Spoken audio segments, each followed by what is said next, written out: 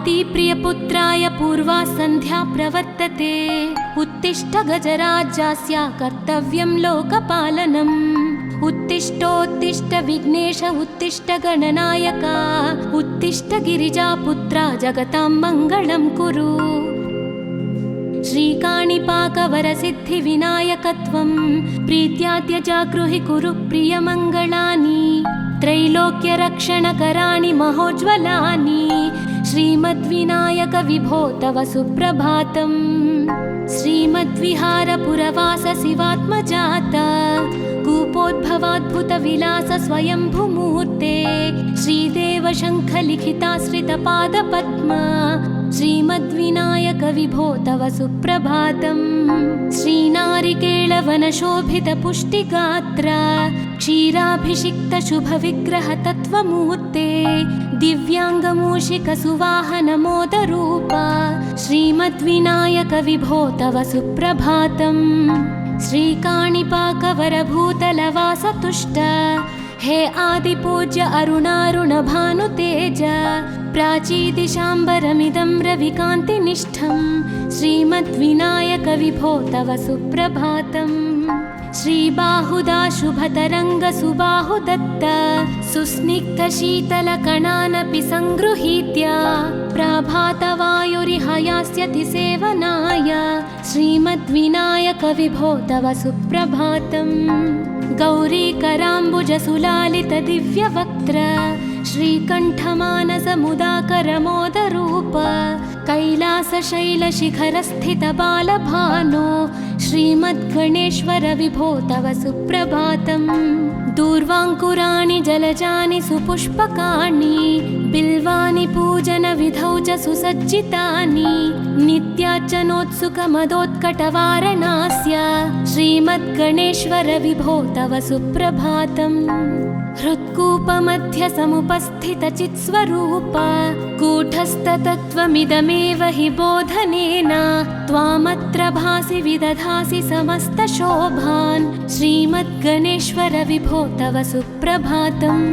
श्रीमुद्गलाख्यमुनिसन्नुत सच्चरित्र वासिष्ठकृत्समदमुख्य ऋषीश्वरीज्या वेदोक्तदेवगणमन्त्रगणादिनाथ श्रीमद्गणेश्वर विभो तव सुप्रभातम्। ऋग्वेदकीर्तितगणाधिपज्येष्ठराज त्वं ब्रह्मणस्पतिरिति प्रकटीकृतोऽसि। आधर्वशीर्षमनुमन्त्रितदिव्यमूर्ते श्रीमद्गणेश्वर विभो तव सुप्रभातम्। ब्रह्मादिदेव परिकीर्तितवेदपाठाः त्वच्छूर्पकर्णकुहरौ प्रविशन्ति देवाः। श्रुत्याधुनैव परिपालय धर्मसङ्घान् श्रीवल्लभेश भगवन् तव सुप्रभातम्। हेरम्बलम्ब जठराद्भुत दिव्यगात्र प्रारम्भपूजनमिदं दयया गृहीत्वा सर्वाशुभानि परिणाशय सर्वपुत्र श्रीवल्लभेश भगवन् तव सुप्रभातम्। भानुदयेन न हि दृश्यति चन्द्रबिम्बं त्वत्फालदेश शशिरेव विभाति नित्यं। सत्यस्वरूप निगमागमसन्नुताङ्घ्रे श्रीवल्लभेश भगवन् तव सुप्रभातम्। कालाग्निरुद्रसुतकालनियामकत्वं कालानुकूलफलदोऽसि कलामयोऽसि। कल्याणकारक कलाधरशेखरोऽसि श्रीवल्लभेश भगवन् तव सुप्रभातम्। उग्रस्वरूप रिपुनाशक उग्रपुत्र सौम्योऽसि सोमविनुतोऽसि प्रशान्तरूप। सर्वेश सर्वफलकारक सर्वमूर्ते श्रीवल्लभेश भगवन् तव सुप्रभातम्। दारिद्र्यदुःखभयभञ्जन दक्ष स्वामिन् तारुण्यविग्रहधनादिफलप्रदायिन् लावण्यमञ्जुलकलान्वितरञ्जितास्य हे विघ्ननाथ भगवन् तव सुप्रभातम्। गम्भीजतुष्टगणराजगकार गान्धर्वगानपरिवर्तितनादमूर्ते गाङ्गेयगण्यगणिताधिककलास्वरूप श्रीमद्विनायक विभो तव सुप्रभातम्। मूलादिचक्रनिलयोच्युतयोगमूर्ते त्वामादिदेवमनुचिन्त्य तरन्ति भक्ताः रागादिदोषपरिहारकवेदवेद्या हे विघ्ननाथ भगवन् तव सुप्रभातम्। लक्ष्म्यादिशक्तियुतशक्तिगणेश्वरोऽसि दिव्याक्षरोऽसि शुभमन्त्रविराजितोऽसि तन्त्रादिभिर्नुतनतेष्टतवल्लभेश हे विघ्ननाथ भगवन् तव सुप्रभातम्।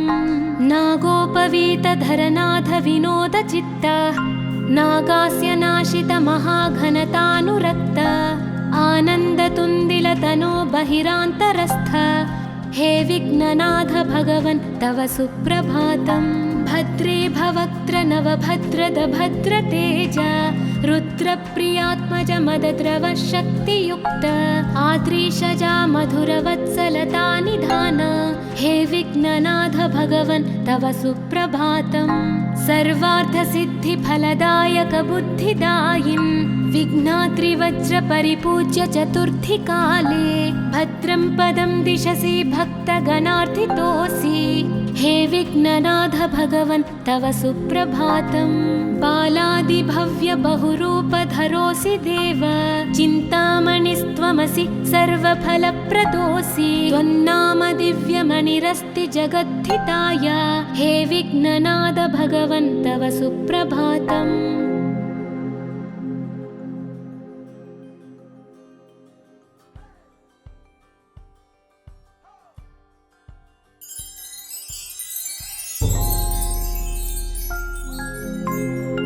पार्वती प्रियपुत्राय पूर्वा सन्ध्या प्रवर्तते उत्तिष्ठ गजराज्यास्य कर्तव्यं लोकपालनम्। उत्तिष्ठोत्तिष्ठ विघ्नेश उत्तिष्ठ गणनायक उत्तिष्ठ गिरिजापुत्रा जगतां मङ्गलं कुरु। श्रीकाणिपाकवरसिद्धिविनायकत्वं प्रीत्याद्य जागृहि कुरु प्रियमङ्गलानि त्रैलोक्यरक्षणकराणि महोज्ज्वलानि श्रीमद्विनायक विभो तव सुप्रभातम्। श्रीमद्विहारपुरवास शिवात्मजात कूपोद्भवाद्भुतविलास स्वयंभुमूर्ते श्रीदेव शङ्खलिखिताश्रितपादपद्म श्रीमद्विनायक विभो तव सुप्रभातम्। श्रीनारिकेळवनशोभितपुष्टिगात्र क्षीराभिषिक्तशुभविग्रहतत्त्वमूर्ते दिव्याङ्गमूषिकसुवाहनमोदरूप श्रीमद्विनायक विभो तव सुप्रभातम्। श्रीकाणिपाकवरभूतलवासतुष्ट हे आदिपूज्य अरुणारुणभानुतेज प्राचीदिशाम्बरमिदं रविकान्तिनिष्ठं श्रीमद्विनायक विभो तव सुप्रभातम्।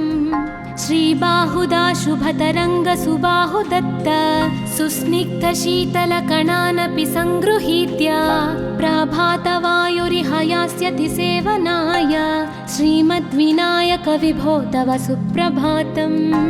गौरीकराम्बुजसुलालितदिव्यवक्त्र श्रीकण्ठमानसमुदाकरमोदरूप कैलासशैलशिखरस्थितबालभानो श्रीमद्गणेश्वर विभो तव सुप्रभातम्। दूर्वाङ्कुराणि जलजानि सुपुष्पकाणि बिल्वानि पूजनविधौ च सुसज्जितानि नित्यार्चनोत्सुकमदोत्कटवारणास्य श्रीमद्गणेश्वर विभो तव सुप्रभातम्।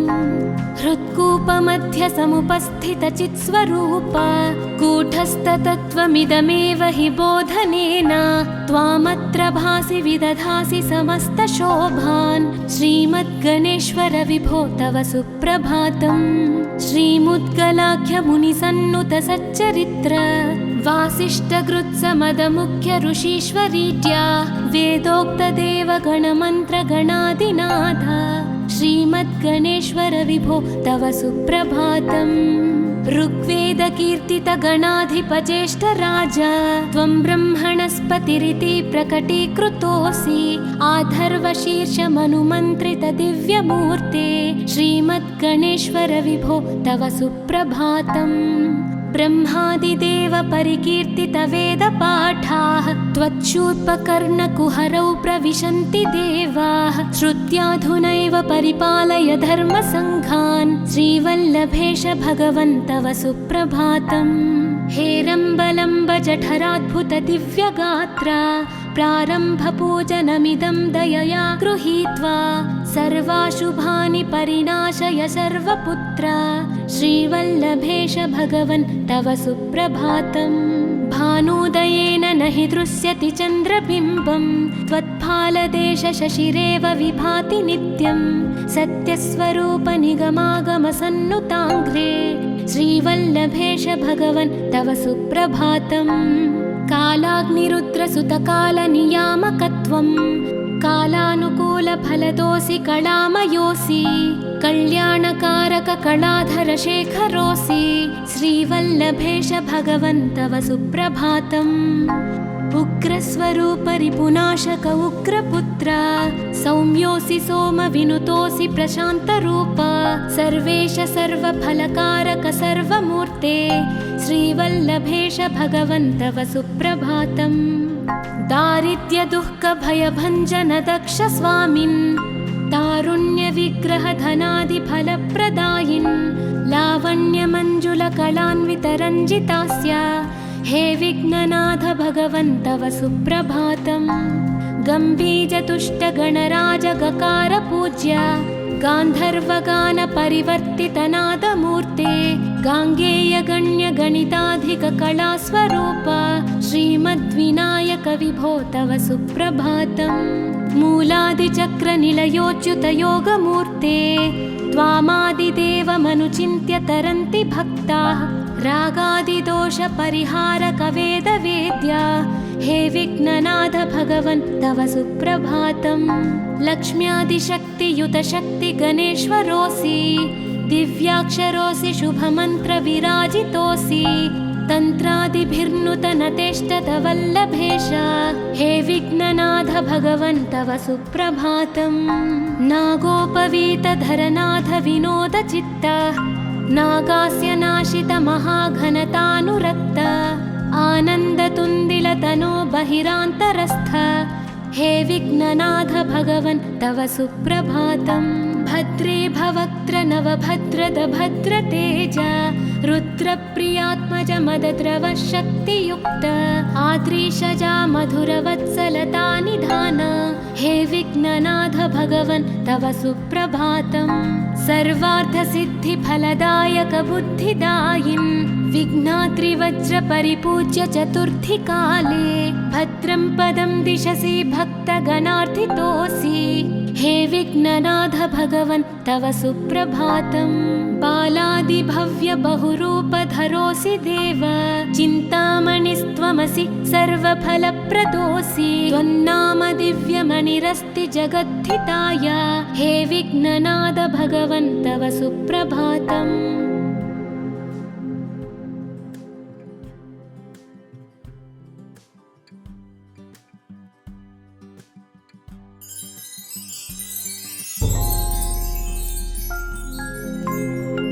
पार्वती प्रियपुत्राय पूर्वा सन्ध्या प्रवर्तते उत्तिष्ठ गजराज्यस्य कर्तव्यं लोकपालनम्। उत्तिष्ठोत्तिष्ठ विघ्नेश उत्तिष्ठ गणनायक उत्तिष्ठ गिरिजापुत्रा जगतां मङ्गलं कुरु। श्रीकाणिपाकवरसिद्धिविनायकत्वं प्रीत्याद्य जागृहि कुरु प्रियमङ्गलानि त्रैलोक्यरक्षणकराणि महोज्ज्वलानि श्रीमद्विनायक विभो तव सुप्रभातम्। श्रीमद्विहारपुरवास शिवात्मजात कूपोद्भवाद्भुतविलास स्वयंभुमूर्ते श्रीदेव शङ्खलिखिताश्रितपादपद्मा श्रीमद्विनायक विभो तव सुप्रभातम्। श्रीनारिकेळवनशोभितपुष्टिगात्र क्षीराभिषिक्तशुभविग्रहतत्त्वमूर्ते दिव्याङ्गमूषिकसुवाहनमोदरूपा श्रीमद्विनायक विभो तव सुप्रभातम्। श्रीकाणिपाकवरभूतलवासतुष्ट हे आदिपूज्य अरुणारुण भानुतेज प्राचीदिशाम्बरमिदं रविकान्तिनिष्ठं श्रीमद्विनायक विभो तव सुप्रभातम्। श्रीबाहुदा शुभतरङ्ग सुबाहुदत्त सुस्निग्धशीतलकणानपि सङ्गृहीत्य प्रभातवायुरिह यास्यति सेवनाय श्रीमद्विनायक विभो तव सुप्रभातम्।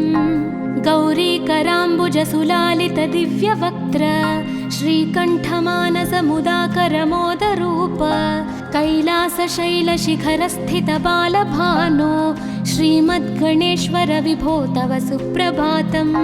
दूर्वाङ्कुराणि जलजानि सुपुष्पकाणि बिल्वानि पूजनविधौ च सुसज्जितानि नित्यार्चनोत्सुकमदोत्कटवारणास्य श्रीमद्गणेश्वर विभो तव सुप्रभातम्।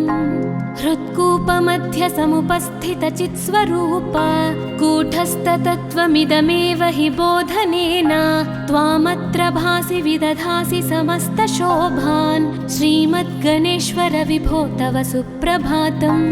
श्रीमुद्गलाख्यमुनिसन्नुत सच्चरित्र वासिष्ठगृत्समदमुख्य ऋषीश्वरीड्या वेदोक्तदेवगणमन्त्रगणादिनाथ श्रीमद्गणेश्वर विभो तव सुप्रभातम्।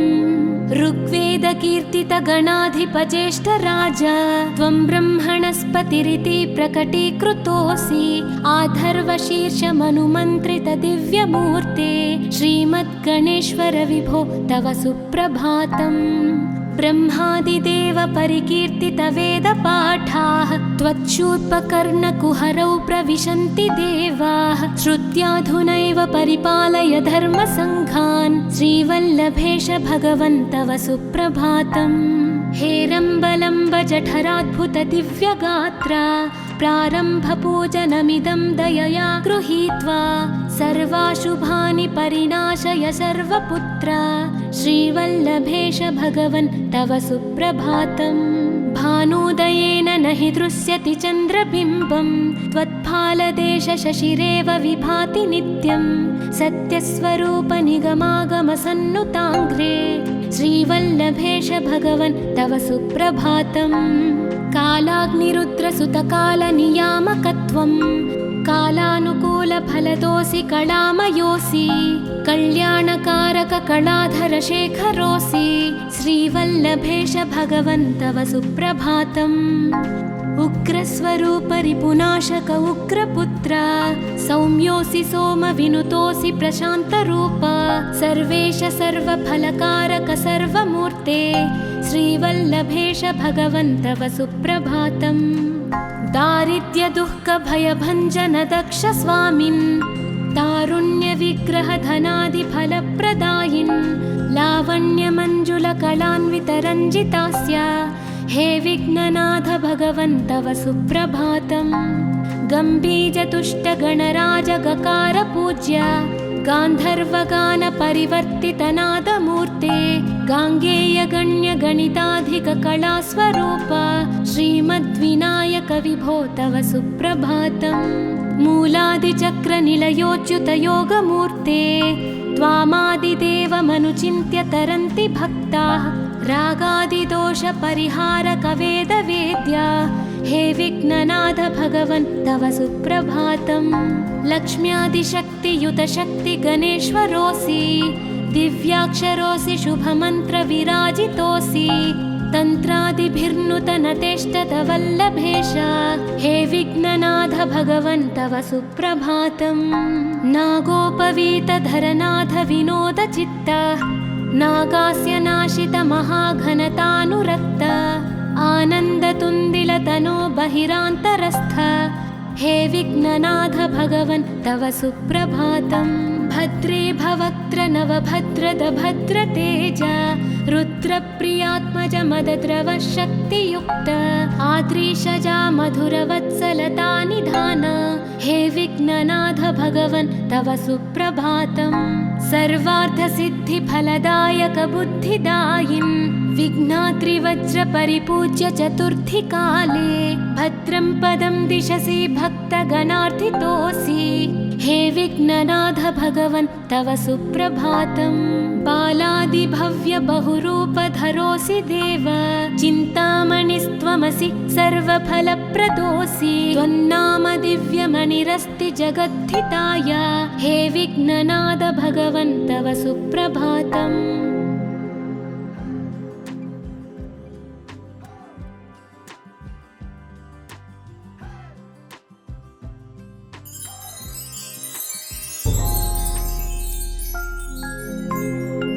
पार्वती प्रियपुत्राय पूर्वा सन्ध्या प्रवर्तते। उत्तिष्ठ गजराज्यस्य कर्तव्यं लोकपालनम्। उत्तिष्ठोत्तिष्ठ विघ्नेश उत्तिष्ठ गणनायक, उत्तिष्ठ गिरिजापुत्रा जगतां मङ्गलं कुरु। श्रीकाणिपाकवरसिद्धिविनायकत्वं प्रीत्याद्य जागृहि कुरु प्रियमङ्गलानि।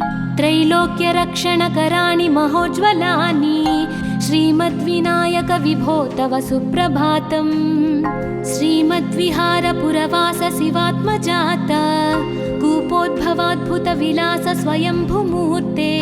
श्रीदेव शङ्खलिखिताश्रितपादपद्मा, श्रीमद्विनायक विभो तव सुप्रभातम्। श्रीनारिकेळवनशोभितपुष्टिगात्र, क्षीराभिषिक्तशुभविग्रह तत्त्वमूर्ते।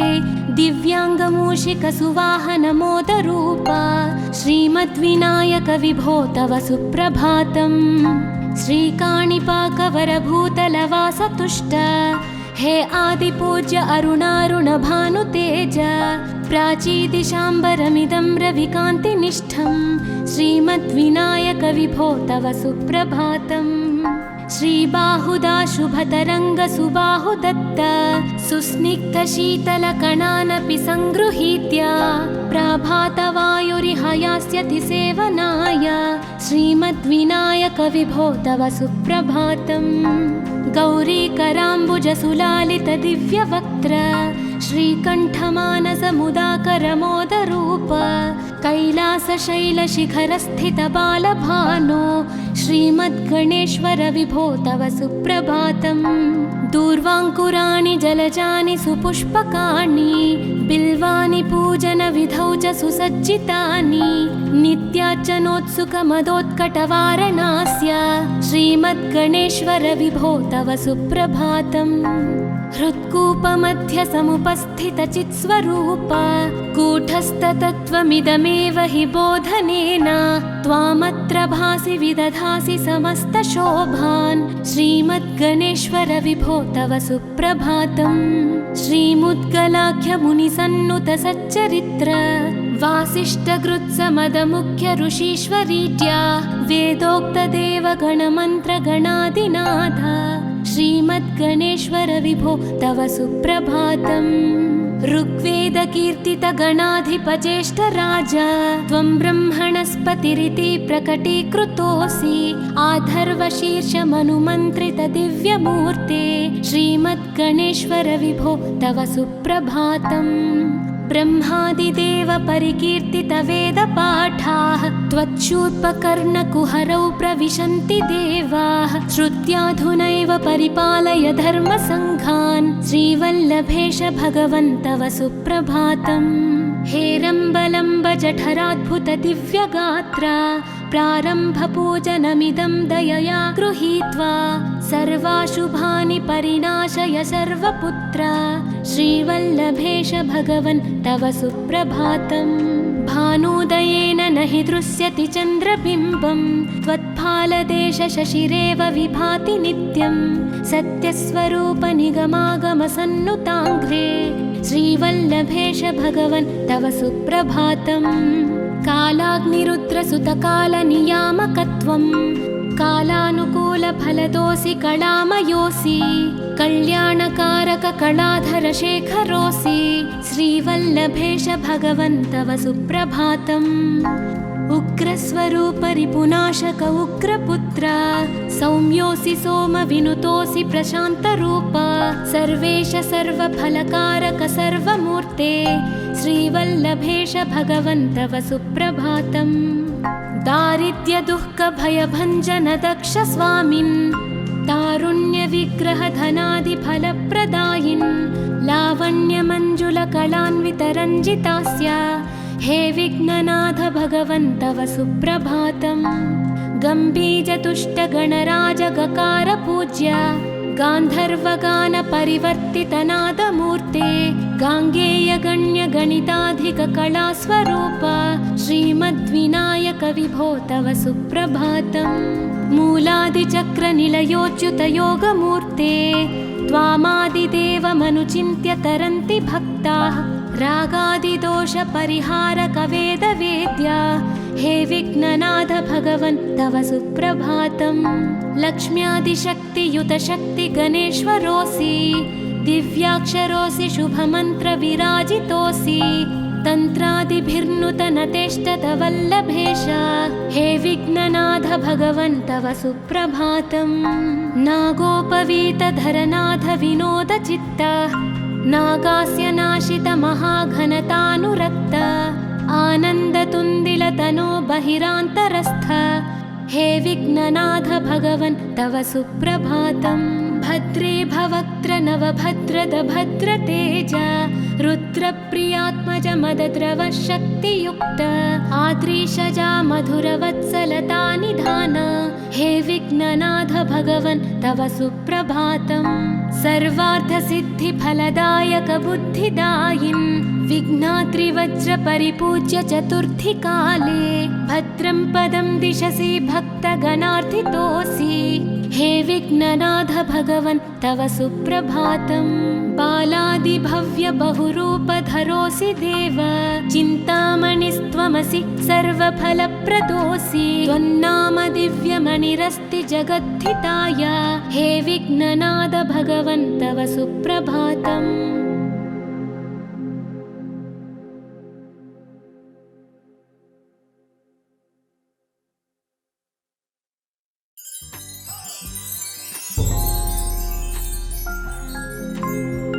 पार्वती प्रियपुत्राय पूर्वा सन्ध्या प्रवर्तते उत्तिष्ठ गजराज्यास्य कर्तव्यं लोकपालनम्।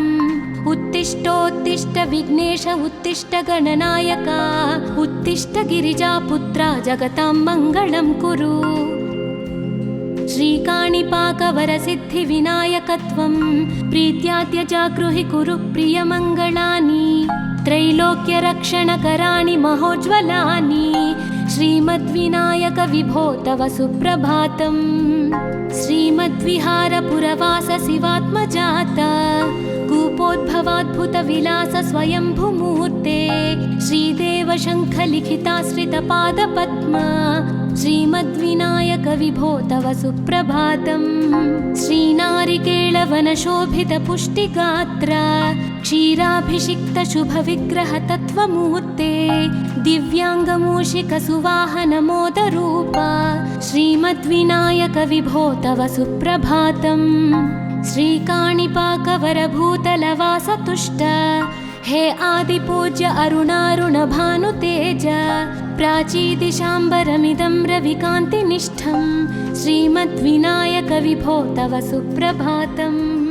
श्रीबाहुदा शुभतरङ्गसुबाहुदत्त सुस्निग्धशीतलकणानपि सङ्गृहीत्य प्राभातवायुरिह यास्यति सेवनाय श्रीमद्विनायक विभो तव सुप्रभातम्। गौरीकराम्बुजसुलालितदिव्यवक्त्र श्रीकण्ठमानसमुदाकरमोदरूप कैलासशैलशिखरस्थितबालभानो श्रीमद्गणेश्वर विभो तव सुप्रभातम्। दूर्वाङ्कुराणि जलजानि सुपुष्पकाणि बिल्वानि पूजनविधौ च सुसज्जितानि नित्यार्चनोत्सुकमदोत्कटवारणास्य श्रीमद्गणेश्वर विभो तव सुप्रभातम्। हृत्कूपमध्यसमुपस्थितचित्स्वरूप कूटस्थतत्त्वमिदमेव हि बोधनेन त्वामत्र भासि विदधासि समस्तशोभान् श्रीमद्गणेश्वर विभो तव सुप्रभातम्।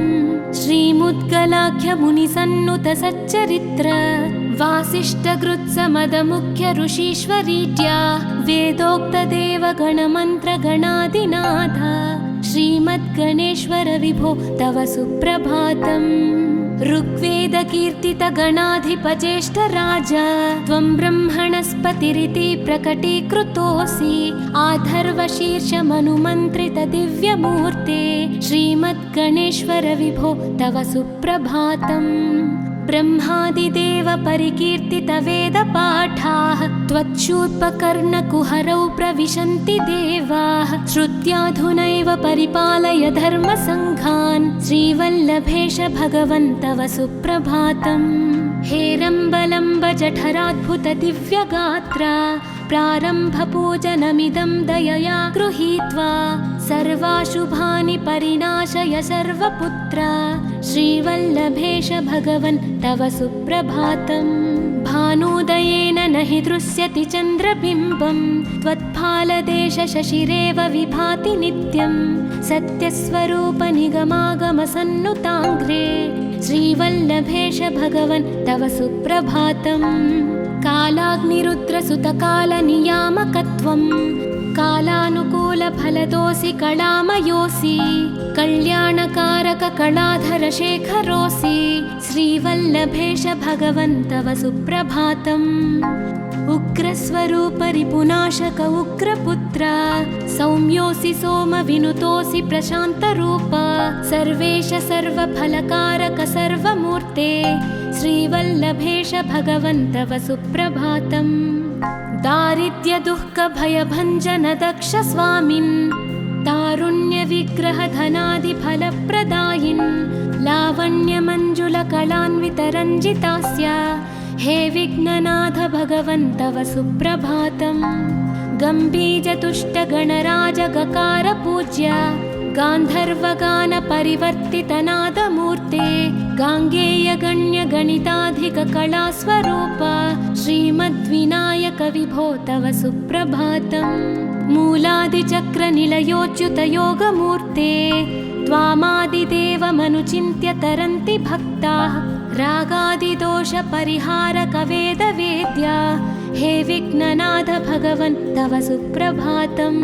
लक्ष्म्यादिशक्तियुतशक्तिगणेश्वरोऽसि दिव्याक्षरोऽसि शुभमन्त्रविराजितोऽसि। तन्त्रादिभिर्नुतनतेष्टतवल्लभेश हे विघ्ननाथ भगवन् तव सुप्रभातम्। नागोपवीतधरनाथ विनोदचित्त नागास्य नाशित महाघनतानुरक्त आनन्दतुन्दिलतनो बहिरान्तरस्थ हे विघ्ननाथ भगवन् तव सुप्रभातम्।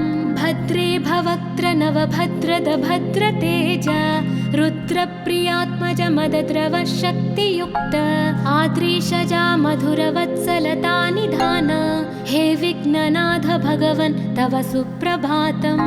सर्वार्थसिद्धिफलदायक बुद्धिदायिन् विघ्नात्रिवज्रपरिपूज्य चतुर्थीकाले भद्रं पदं दिशसि भक्तगणार्थितोऽसि हे विघ्ननाथ भगवन् तव सुप्रभातम्।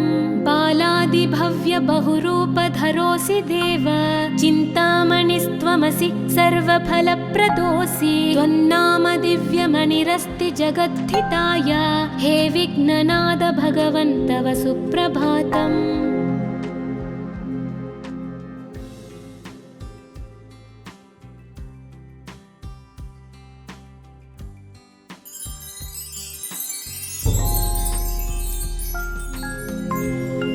पार्वती प्रियपुत्राय पूर्वा सन्ध्या प्रवर्तते उत्तिष्ठ गजराज्यस्य कर्तव्यं लोकपालनम्। उत्तिष्ठोत्तिष्ठ विघ्नेश उत्तिष्ठ गणनायक उत्तिष्ठ गिरिजापुत्रा जगतां मङ्गलं कुरु। श्रीकाणिपाकवरसिद्धिविनायकत्वं प्रीत्याद्य जागृहि कुरु प्रियमङ्गलानि। त्रैलोक्यरक्षणकराणि महोज्ज्वलानि श्रीमद्विनायक विभो तव सुप्रभातम्। श्रीमद्विहारपुरवास शिवात्मजात कूपोद्भवाद्भुतविलास स्वयंभुमूर्ते श्रीदेव शङ्खलिखिताश्रितपादपद्म श्रीमद्विनायक विभो तव सुप्रभातम्।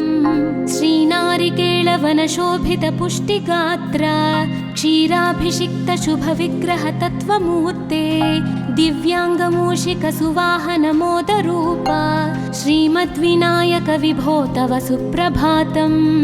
श्रीकाणिपाकवरभूतलवासतुष्ट हे आदिपूज्य अरुणारुणभानुतेज प्राचीदिशाम्बरमिदं रविकान्तिनिष्ठं श्रीमद्विनायक विभो तव सुप्रभातम्। श्रीबाहुदा शुभतरङ्गसुबाहुदत्त सुस्निग्धशीतलकणानपि सङ्गृहीत्य प्रभातवायुरिहयास्यति सेवनाय श्रीमद्विनायक विभो तव सुप्रभातम्। गौरीकराम्बुजसुलालितदिव्यवक्त्र श्रीकण्ठमानसमुदाकरमोदरूप कैलासशैलशिखरस्थितबालभानो श्रीमद्गणेश्वर विभो तव सुप्रभातम्। दूर्वाङ्कुराणि जलजानि सुपुष्पकाणि बिल्वानि पूजनविधौ च सुसज्जितानि नित्यार्चनोत्सुकमदोत्कटवारणास्य श्रीमद्गणेश्वर विभो तव सुप्रभातम्। हृत्कूपमध्यसमुपस्थितचित्स्वरूप कूटस्थतत्त्वमिदमेव हि बोधनेन त्वामत्र भासि विदधासि समस्तशोभान् श्रीमद्गणेश्वर विभो तव सुप्रभातम्। श्रीमुद्गलाख्यमुनिसन्नुतसच्चरित्र वासिष्ठकृत्समदमुख्य ऋषीश्वरीत्या वेदोक्तदेवगणमन्त्रगणादिनाथ श्रीमद्गणेश्वर विभो तव सुप्रभातम्। ऋग्वेदकीर्तितगणाधिपज्येष्ठराज त्वं ब्रह्मणस्पतिरिति प्रकटीकृतोऽसि आधर्वशीर्षमनुमन्त्रितदिव्यमूर्ते श्रीमद्गणेश्वर विभो तव सुप्रभातम्। ब्रह्मादिदेव परिकीर्तितवेदपाठाः त्वच्छूर्पकर्णकुहरौ प्रविशन्ति देवाः श्रुत्याधुनैव परिपालय धर्मसङ्घान् श्रीवल्लभेश भगवन् तव सुप्रभातम्। हेरम्बलम्ब जठराद्भुत दिव्यगात्र प्रारम्भपूजनमिदं दयया गृहीत्वा सर्वाशुभानि परिनाशय सर्वपुत्र श्रीवल्लभेश भगवन् तव सुप्रभातम्। भानुदयेन न हि दृश्यति चन्द्रबिम्बं त्वत्फालदेशशशिरेव विभाति नित्यं सत्यस्वरूप निगमागमसन्नुताङ्घ्रे श्रीवल्लभेश भगवन् तव सुप्रभातम्। कालाग्निरुद्रसुतकालनियामकत्वं कालानुकूलफलदोऽसि कलामयोऽसि कल्याणकारककलाधरशेखरोऽसि श्रीवल्लभेश भगवन् तव सुप्रभातम्। उग्रस्वरूपरिपुनाशक उग्रपुत्र सौम्योऽसि सोमविनुतोऽसि प्रशान्तरूप सर्वेश सर्वफलकारक सर्वमूर्ते श्रीवल्लभेश भगवन् तव सुप्रभातम्। दारिद्र्यदुःखभयभञ्जन दक्ष स्वामिन् तारुण्यविग्रहधनादिफलप्रदायिन् लावण्यमञ्जुलकलान्वितरञ्जितास्य हे विघ्ननाथ भगवन् तव सुप्रभातम्। गम्भीजतुष्टगणराजगकार पूज्य गान्धर्वगानपरिवर्तितनादमूर्ते गाङ्गेयगण्यगणिताधिककलास्वरूप श्रीमद्विनायक विभो तव सुप्रभातम्। मूलादिचक्रनिलयोच्युतयोगमूर्ते त्वामादिदेवमनुचिन्त्य तरन्ति भक्ताः रागादिदोषपरिहारकवेदवेद्या हे विघ्ननाथ भगवन् तव सुप्रभातम्। लक्ष्म्यादिशक्तियुतशक्तिगणेश्वरोऽसि दिव्याक्षरोऽसि शुभमन्त्रविराजितोऽसि तन्त्रादिभिर्नुतनतेष्टतवल्लभेश हे विघ्ननाथ भगवन् तव सुप्रभातम्। नागोपवीतधरनाथ विनोदचित्त नागास्य नाशित महाघनतानुरक्त आनन्दतुन्दिलतनो बहिरान्तरस्थ हे विघ्ननाथ भगवन् तव सुप्रभातम्। भद्रे भवक्त्र नवभद्रद भद्रतेज रुद्रप्रियात्मज मदद्रव शक्तियुक्त आद्रीशजा मधुरवत्सलता निधान हे विघ्ननाथ भगवन् तव सुप्रभातम् सर्वार्थसिद्धिफलदायक बुद्धिदायिन् विघ्नात्रिवज्रपरिपूज्य चतुर्थीकाले भद्रं पदं दिशसि भक्तगणार्थितोऽसि हे विघ्ननाथ भगवन् तव सुप्रभातम् बालादिभव्य बहुरूपधरोऽसि देव चिन्तामणिस्त्वमसि सर्वफलप्रदोऽसि त्वन्नाम दिव्यमणिरस्ति जगद्धिताय हे विघ्ननाथ भगवन् तव सुप्रभातम्